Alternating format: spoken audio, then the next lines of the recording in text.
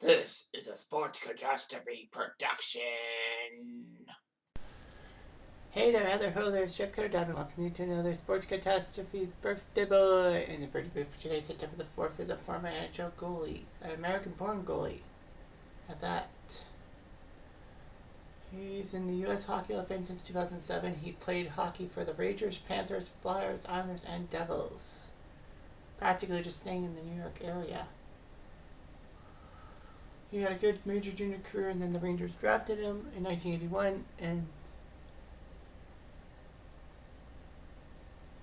he helped out a lot in the Central Hockey League, and then went to the NHL to play for the Rangers and then the Panthers, becoming only the second American goalie to get 300 wins after Tom Barrasso, and being one of the best American goalies of all time until Ryan Miller and Jonathan Quick have surpassed his marks. He is John Vanbiesbrouck, 60 years old today.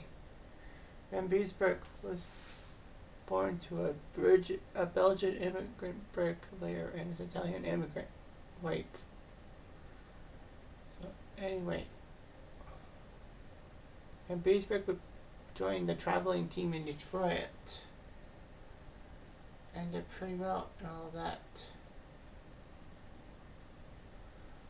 Vanbiesbrouck was given a tryout with Sault Ste. Marie in the OHL.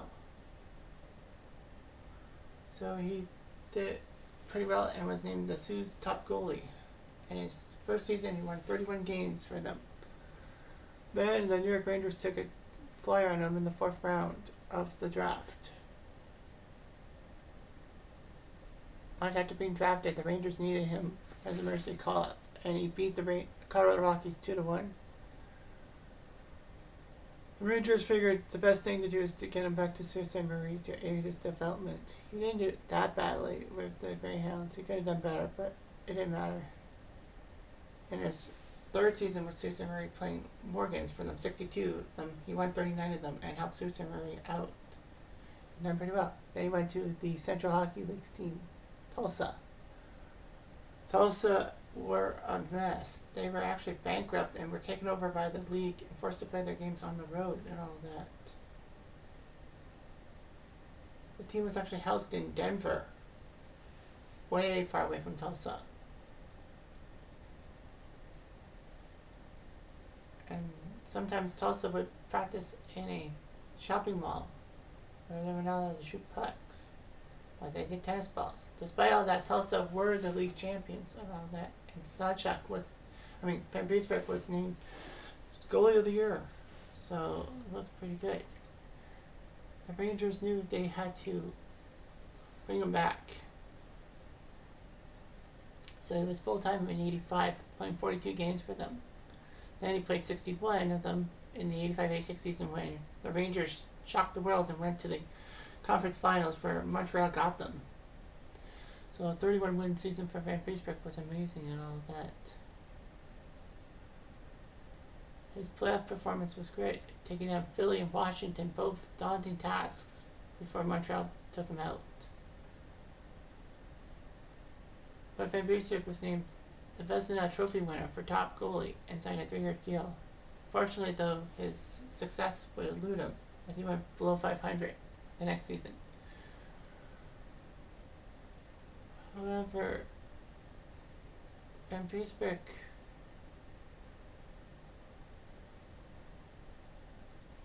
had some problems and all that. When a glass coffee table collapsed under him, lacerated his ulnar nerve and 3 tendons. His wrist was cut by the glass and needed 5 hours of surgery to remove glass from his wrist and repair the nerve damage. He was expected to miss 4 to 6 months, which was normally, but he attended preseason just 3 months later and put up 28 wins. So that's gutsy if I ever saw one. So anyway, Vanbiesbrouck was the Rangers' top goalie in 1990, but after he struggled, Mike Richter came to wrestle the spot away from him. So there was a rotation system between the two goalies. But the Rangers fell in round 2. Washington, Vanbiesbrouck was 2-3. So he did what he could. All that. And then they did it again. The Rangers decided to go with the Vanbiesbrouck Richter rotation for 78 games. It would be one game would be Richter, one game Vanbiesbrouck, and for 39 times. And that would be the thing and all of that. So anyway, Vanbiesbrouck had a chance to leave as a free agent in '92, but nobody wanted him, so he signed a 2-year deal with the Rangers. All that. But at the end of the '93 season, the Rangers decided to trade Vanbiesbrouck because they were thinking Richter was the better goalie, and they wanted to help Vanbiesbrouck out. Now, with the expansion draft coming, the Rangers knew they would only protect one goalie. The Rangers decided to protect Richter and trade Vanbiesbrouck to Vancouver for Doug Lister.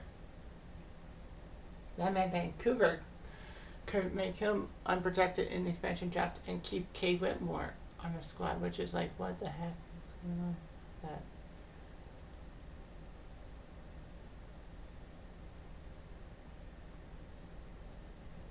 So anyway, Florida won the first pick of the expansion draft and used Vanbiesbrouck, which was smart because he knew he could do it. Vanbiesbrouck would help Florida get on top of the world, if you will. Vanbiesbrouck helped Florida nearly make the playoffs. They only missed by, what, 2 points or something like that for the even final spot. His 21-25-11 record didn't seem that big, but he was actually shortlisted for the Hart and Vezina trophies, which was unusual for a goalie with a losing record, but because of how good he was with the expansion team and all of that. So anyway, Panthers were close.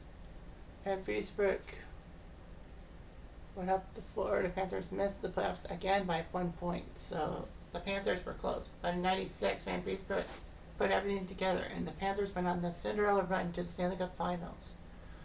They took out the Flyers and the Penguins, who were two tough teams, not just from Pennsylvania, but overall.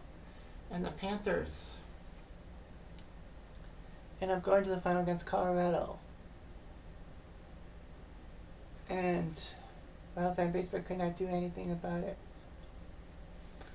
But the Avalanche swept the Panthers. But it took triple overtime for Huey Krupp to score against Vanbiesbrouck, which gave the Avalanche the Stanley Cup. So that's something you can't take away from it. Vanbiesbrouck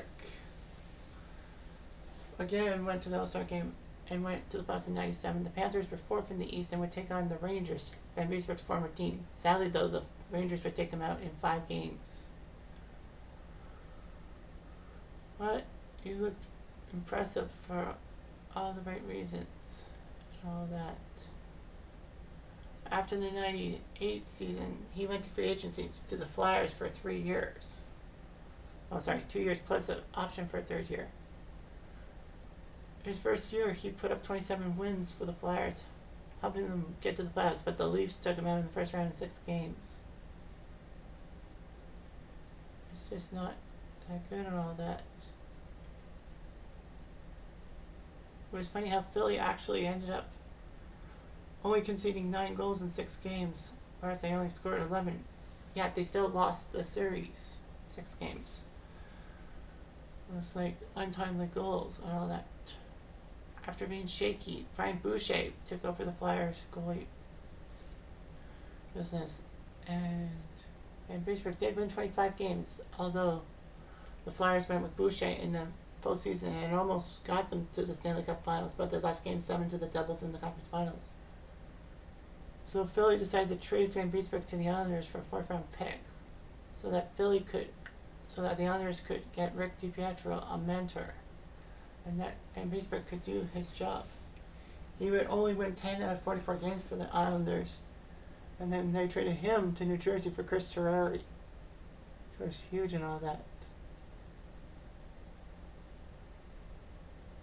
So anyway, Vanbiesbrouck was basically the goalie for the Devils' stretch run, with Brodeur getting some time off and all that.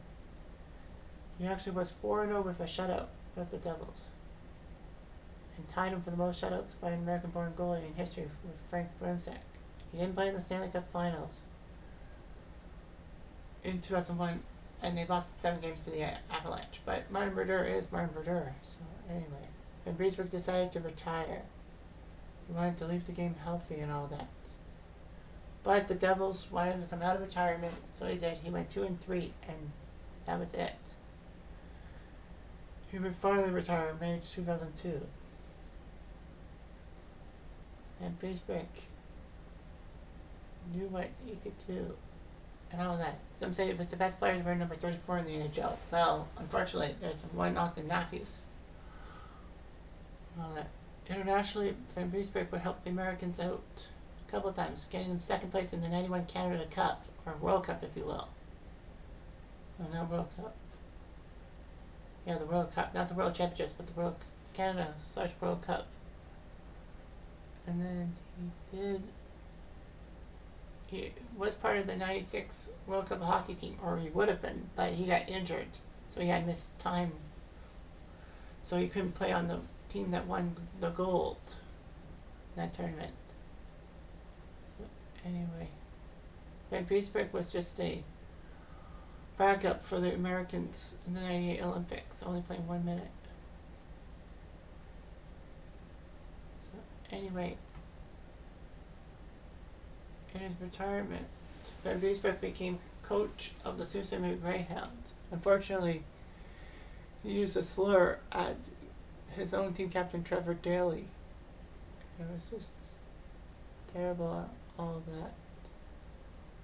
Vanbiesbrouck decided to resign as head coach and GM and sold his ownership stake. Vanbiesbrouck did the right thing by ending it the way he did because he was embarrassed and all that. So anyway, John was the youngest of 3 brothers. Unfortunately, his brother Frank would have severe depression, suicidal thoughts, and committed suicide in 93 and all that. But Vanbiesbrouck said his Christian faith and the Bible helped him through a difficult time and all that. Vanbiesbrouck and his wife have 4 sons. Her oldest son has ADD, and Vanbiesbrouck did an organization to deal with kids with ADD and all that. So yeah, Susan Marie retired his number and all that. And he was a pretty good player for the Rangers and the Panthers especially, helping them out get some great goalie runs and all that. He still holds the Rangers franchise record for assists in a season by a goalie with 5, and career assists with 25. And his second most among American-born goalies and wins with 374, losing out to, I believe, Jonathan Quick. So yeah, so he had a great career over 880 games played. Internationally, he was good, but yeah, John Vanbiesbrouck was just one of a kind. Anyway, I'm Jeff Diamond.